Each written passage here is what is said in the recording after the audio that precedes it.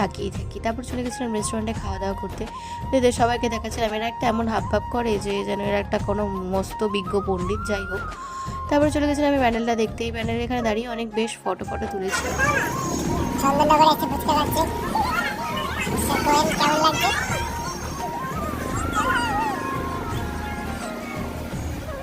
বলি কেমন লাগছে চন্দননগরে ফুচকা?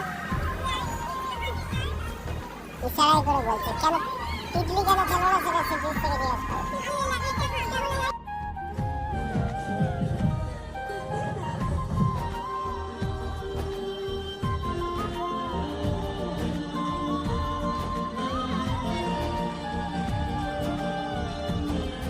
তো এবছর চন্দননগরে এই লাইটিংটা করেছিল, বেশ সুন্দর ছিল। তারপরে আমরা ট্রেনে করে বাড়ি চলে আসছিলাম।